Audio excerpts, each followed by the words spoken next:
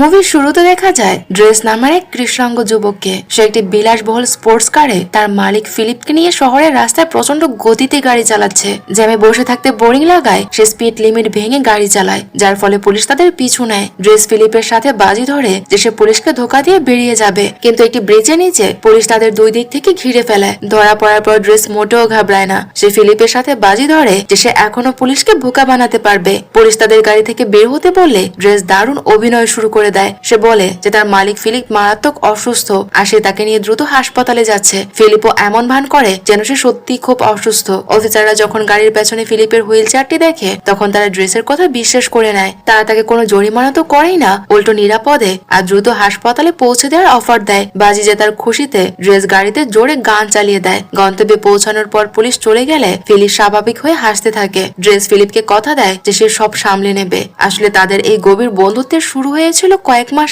আগে। এখান থেকে সিন ফ্ল্যাশব্যাকে চলে যায় আর দেখা যায় ফিলিপ সে গাড় থেকে নিচ পর্যন্ত প্যারালাইজড আর তার অ্যাসিস্ট্যান্ট মাগলি ফিলিপের দেখাশোনা করার জন্য একজন লোক নিয়োগের ইন্টারভিউ নিচ্ছিল। কিন্তু ইন্টারভিউ খুব একটা ভালো যাচ্ছিল না, কারণ আবেদনকারীদের উত্তরগুলো ছিল বড্ড কৃত্রিম, যা ফিলিপের পছন্দ হচ্ছিল না। হঠাৎ সবাইকে অবাক করে দিয়ে ড্রেস ঘরের ভেতরে ঢুকে পড়ে, যদিও তখন তার সিরিয়াল ছিল না। ড্রেসের আসলে চাকরির প্রতি কোনো আগ্রহী ছিল না। সে শুধু একটি কাগজে ফিলিপের সই চেয়েছিল যাতে সে প্রমাণ করতে পারে যে চাকরির চেষ্টা করেছে, কিন্তু সে পায়নি, যাতে সে সরকারের কাছ থেকে বেকার ভাতা বা ইন্স্যুরেন্সের টাকা পেতে পারে। ড্রেস ছিল খুব সোজা সাপটা আর কিছুটা জেদি স্বভাবের লোক। সে মাগলির সাথেও একটু ফ্লার্ট করে বসে, কিন্তু ফিলিপের কাছে ড্রেসকে খুব মজার আর ব্যতিক্রমী মনে হয়। ফিলিপ তাকে পরদিন এসে সই করা কাগজ নিয়ে যেতে বলে। ড্রেস একটি গেঞ্জি ছোট ফ্ল্যাটে তার পরিবারের সাথে থাকে। বাড়িতে ফিরতেই তার ছোট ভাই বোনেরা তাকে বিরক্ত করতে শুরু করে। ড্রেসের বড় বোন মিনা বেশ দায়িত্বশীল, সে বাকিদের সামলে নেয়। ড্রেস তার মায়ের জন্য অপেক্ষা করার সময় জানালা দিয়ে বাহিরে তাকালে দেখে তার এক ভাই চুপি চুপি কারোর সাথে দেখা করছে।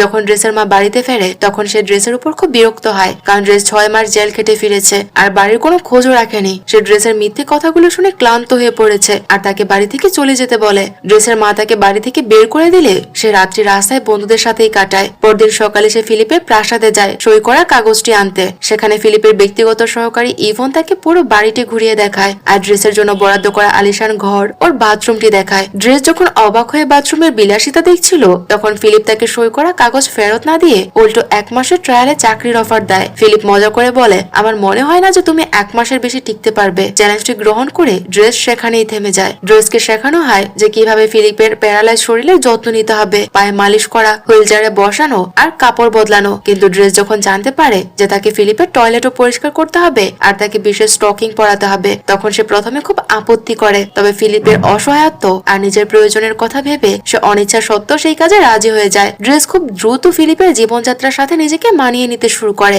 মাঝে মধ্যে সে ভুল করে বসে, যেমন ফোন ফিলিপের কানে না ধরে তার হাতে দিয়ে দেয়। সে ভুলে যায় যে ফিলিপ হাতি নাড়াতে পারে না। ড্রেস লক্ষ্য করে যে ফিলিপ প্রচুর ব্যক্তিগত চিঠি আদান প্রদান করে। একটি মেয়ের সাথে ফিলিপের দীর্ঘদিনের চিঠিপত্র চলে যার নাম এলিনর। তবে ফিলিপ তাকে ফোন করতে বা দেখা করতে ভয় পায়। ড্রেস ফিলিপের জীবনে নতুন প্রাণ ফিরিয়ে আনে। সে ফিলিপের সাথে রসিকতা করে আর মাগারির সাথে ফ্লার্ট করার কোনো সুযোগ ছাড়ে না। একদিন সকালে ইভন যখন ড্রেসকে ঘুম থেকে জাগাতে যায় তখন সে ড্রেসের ব্যাগে একটি দামি জিনিস দেখতে পায় যা ড্রেস আগের দিন চুরি করেছিল, কিন্তু ইভন তখন তাকে কিছুই বলে না। ফিলিপকে বাইরে ঘুরতে নিয়ে যাওয়ার সময় ড্রেস তাকে হুইল চেয়ার বহনকারী সাধারণ ভ্যানে বসাতে অস্বীকার করে। সে বলে যে আমি আপনাকে ভ্যানের পেছনে মালপত্রের মতো করে নিয়ে যাব না। সে গ্যারেজ থেকে একটি দামি স্পোর্টস কার বের করে আর ফিলিপকে সিটে বসিয়ে প্রচন্ড গতিতে গাড়ি চালায়। ফিলিপ প্রথমে ভয় পেল, পরে খুব আনন্দ পায়। ফেরার পথে তারা দেখে যে প্রতিবেশী তাদের গাড়ি বের হওয়ার রাস্তা ব্লক করে গাড়ি পার করেছে। ড্রেস কোনো সময় নষ্ট না করে ওর প্রতিবেশীর কলার ধরে শ্বাসে গাড়ি সরাতে বাধ্য করে। ড্রেসের এই নির্ভীক মেজাজ দেখে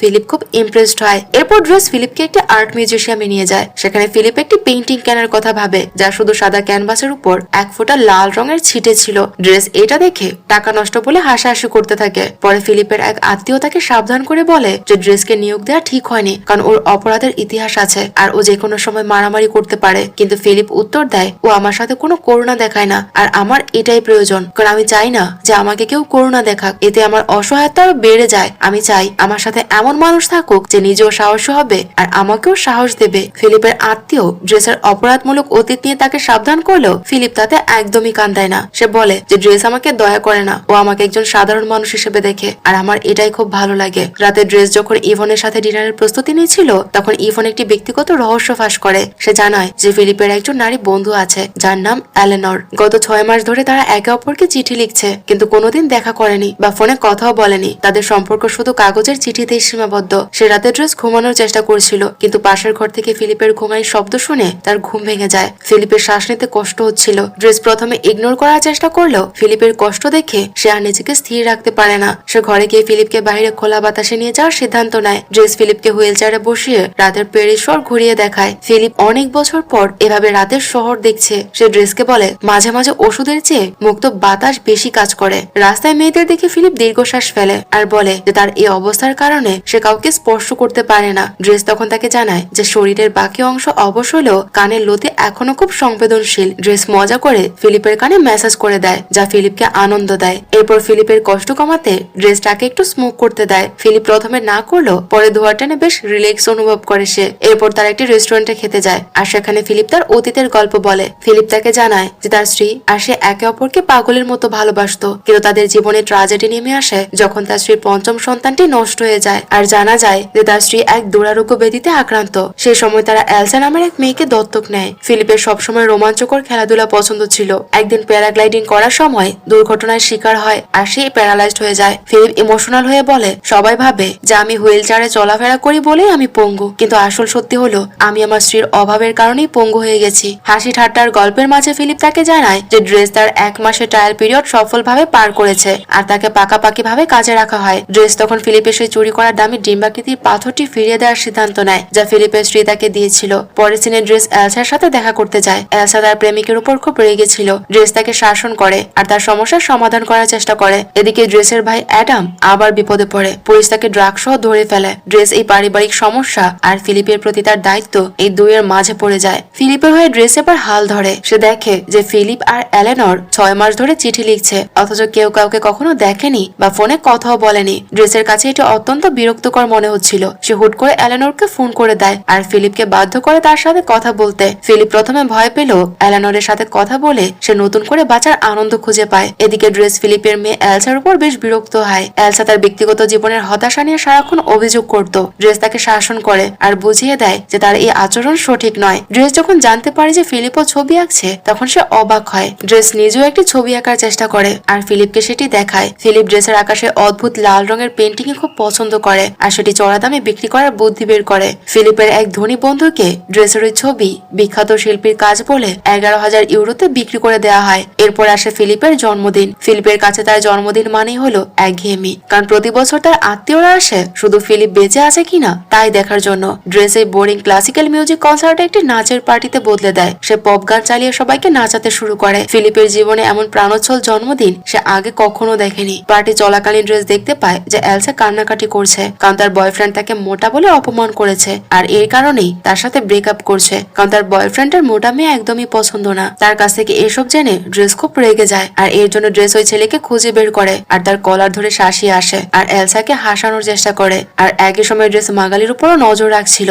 সে মাগলিকে প্রেমের প্রস্তাব দেওয়ার কথা ভাবলে ইভন তাকে জানায় যে মাগলি আসলে ফ্রেড নামের এক ব্যক্তির সাথে রিলেশনশিপে আছে আর তাদের মধ্যে সবকিছু ঠিকঠাক চলছে না। এটি শুনে ড্রেস মনে মনে একটু আশার আলো দেখতে পায়। ড্রেস এরপর ফিলিপকে নিয়ে পাহাড়ের চূড়ায় যায় প্যারাশুট নিয়ে প্যারাগ্লাইডিং করতে, যে খেলায় ফিলিপ একদিন পঙ্গু হয়েছিল। ড্রেসের সাহস এসে আবার সে নীল আকাশে উড়ার স্বাদ গ্রহণ করে। ফিলিপ অনুভব করে যে ড্রেস তাকে কেবল দেখাশোনা করছে না, বরং তাকে জীবনকে উপভোগ করতে শেখাচ্ছে। ফিলিপের জন্মদিনে ক্লাসিক্যাল মিউজিক বোরিং লাগায় ড্রেস নিজের হেডফোন থেকে আর্থ ওয়াইন্ড আর ফ্লায়ার ব্র্যান্ডের বুগি ওয়ান্ডারল্যান্ড গানটি চালিয়ে দেয়। সে হলের মাঝখানে নাচতে শুরু করে আর ধীরে ধীরে গম্ভীর আত্মীয় স্বজনদেরও নাচাতে শুরু করে। ফিলিপ তার জীবনে এমন প্রাণবন্ত আনন্দ আগে কখনো পায়নি। পরে ড্রেস ফিলিপকে ঘুমানোর প্রস্তুতি করিয়ে দেওয়ার সময় এলেনরের একটি চিঠি পায়। তাতে এলেনর নিজের ছবি পাঠিয়েছে। সে দেখতে খুব সুন্দরী। সেখানে সে লিখেছে যে সামনের সপ্তাহে সে প্যারিস আসছে আর তারা যেন সেখানে দেখা করে। ফিলিপ খুব এক্সাইটেড হয়ে পড়ে। ইভন আর ড্রেস মিলে ফিলিপকে কয়েক হাজার পোশাক ট্রাই করানোর পর একটি সেরা শুট পরিয়ে দেয়। ফিলিপ যখন এলেনরের অপেক্ষায় রেস্টুরেন্টে বসেছিল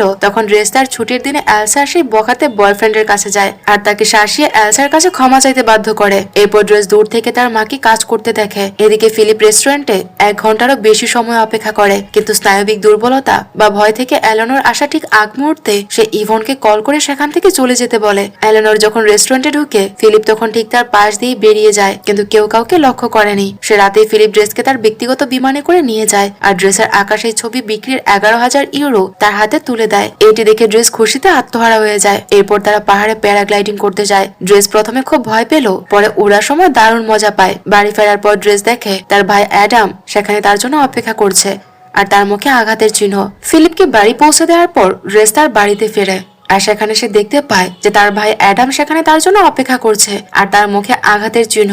সেদিন ফিলিপ ড্রেসের অতীত সম্পর্কে জানতে চায়। ড্রেস জানায় যে আসলে সে যাদের সাথে থাকে তারা তার নিজের বাবা মা নয়, বরং তারা সম্পর্কে তার খালা আর খালু হয়। তারা নিঃসন্তান ছিল আর এর জন্যই তার ড্রেসকে ছোটবেলায় সেনেগাল থেকে দত্তক নিয়ে আসে। তার আসল নাম ছিল বখারি, কিন্তু পরে পাল্টে রাখা হয় ড্রেস। পরবর্তীতে তার খালার নিজের সন্তান হলে তখন ড্রেস তাদের কাছে অনেকটা অবহেলার হয়ে যায়, কারণ কোনো মা বাবা নিজের সন্তানকে রেখে তো আর অন্য কারোর সন্তানকে তার থেকে বেশি ভালোবাসতে পারবে না। ফিলিপ তার কথায় অনুভব করে যে ড্রেসের পরিবারে এখন তাকেই দরকার। সে ড্রেসকে বলে, তুমি সারা জীবন একজন পঙ্গু বুড়ো মানুষকে হুইল চেয়ারে ঠেলে কাটিয়ে দিতে পারো না, তোমার নিজের পরিবারের কাছে তোমার ফেরা উচিত। ফিলিপ ড্রেসকে চাকরি থেকে অব্যাহতি দেয় যাতে সে তার ভাই অ্যাডামের খেয়াল রাখতে পারে। ড্রেস নিজের ব্যাগ গুছিয়ে ফিলিপের বাড়ি থেকে বিদায় নেয়। ড্রেস যখন বাড়ি ছেড়ে চলে যাচ্ছিল তখন সে শেষবারের মতো মাগলির সাথে একটু রসিকতা বা ফ্লার্ট করার চেষ্টা করে, তবে মাগলি এবার হেসে ড্রেসকে তার আসল পার্টনার অর্থাৎ তার প্রেমিকা ফ্রেডের সাথে পরিচয় করে দেয়। যাওয়ার সময় ড্রেসের দামি পাথরটি ফিলিপের ড্রয়ারে ফেরত দিয়ে যায়। ড্রেস বিদায় নেওয়ার সময় ইভন তাকে একটি ফাইল দেয় যা সে তৈরি করতে শুরু করেছিল।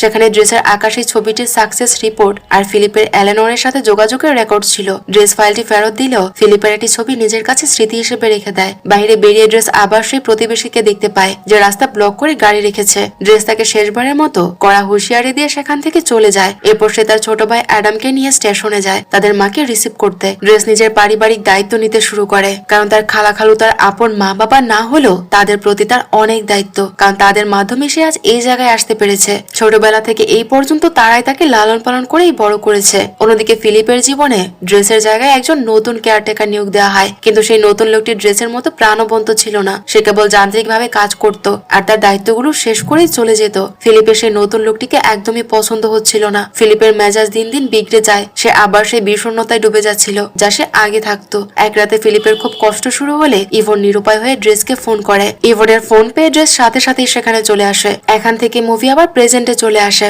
যেখানে ড্রেস আর ফিলিপ পুলিশকে ধোকা দিয়ে হাসপাতালে যাওয়ার নাটক করছিল। এই ছোট্ট অ্যাডভেঞ্চারের পর ড্রেস ফিলিপকে সমুদ্রের পাড়ে নিয়ে যায়। সমুদ্রের গর্জন আর মুক্ত বাতাস দেখে ফিলিপ অনেকদিন পর যেন শান্তি অনুভব করতে পারে। ড্রেস ফিলিপের দাড়ি কেটে সুন্দর করে ট্রিম করে দেয় আর তাকে একটি সুন্দর রেস্টুরেন্টে নিয়ে যায়। ড্রেস বলে, আজ আমি আপনার সাথে ডিনার করব না, কারণ আপনার জন্য স্পেশাল কেউ আসছে। ফিলিপকে অল দ্য বেস্ট বলে ড্রেস জানালা দিয়ে বাইরে চলে যায়। ফিলিপ প্রথমে খুব নার্ভাস ছিল, কিন্তু তখনই সেখানে এলেনোর এসে উপস্থিত হয়। এলেনোর ফিলিপকে দেখে অত্যন্ত খুশি হয় আর ফিলিপের হুইল চেয়ারে থাকা নিয়ে তার বিন্দু মাত্র কোনো আপত্তি ছিল না। দূর থেকে ড্রেস তাদের হাসি মুখে কথা বলতে দেখে মুচকি হেসে সেখান থেকে চলে যায়। সে জানে তার বন্ধু ফিলিপ এখন নিরাপদ আর সুখী আছে। মুভিটির শেষে জানানো হয় যে এই কাহিনীটি কোনো কল্পনা নয়, বরং বাস্তব জীবনের ফিলিপ পাজোটিবর্গ নামের এক ব্যক্তি, আর তার বাস্তবের কেয়ারটেকারের নাম ছিল আবদেল সৌলু। আর তাদের জীবনের উপর ভিত্তি করে এই মুভিটি তৈরি করা হয়েছে। ফিলিপ পরবর্তীতে আবার বিয়ে করে আর তার দুটি সন্তানও হয়। সে মরক্কোতে বসবাস শুরু করে। মুভিতে থাকা ড্রেস আর বাস্তবের আবদেল তারও নিজের ব্যবসা আর পরিবার হয়ে গেছে।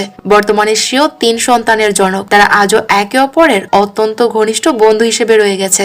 এই মুভিটি আমাদের শেখায় যে বন্ধুত্বে কখনো জাতপাত, টাকা বা শারীরিক সক্ষমতা কোনো বাধাই হতে পারে না। একজন সত্যিকারের বন্ধু জীবনকে আবার নতুন করে ভালোবাসতে শেখাতে পারে, নতুন করে বাঁচাতে শেখাতে পারে। আর এরই মাধ্যমে এই সুন্দর মুভিটি শেষ হয়ে যায়। তো মুভির গল্প আপনাদের কাছে কেমন লেগেছে তা আমাদের কমেন্ট করে জানাতে ভুলবেন না। যদি একটু ভালো লেগে থাকে তাহলে প্লিজ ভিডিওটিতে একটি লাইক করে দেবেন। আর যারা এখনো আমার চ্যানেলটি সাবস্ক্রাইব করেননি তারা চাইলে আমার চ্যানেলটি সাবস্ক্রাইব করে নিতে পারেন। দেখা হচ্ছে পরবর্তী কোনো ভিডিওতে। সেই পর্যন্ত সবাই ভালো থাকুন আর সুস্থ থাকুন।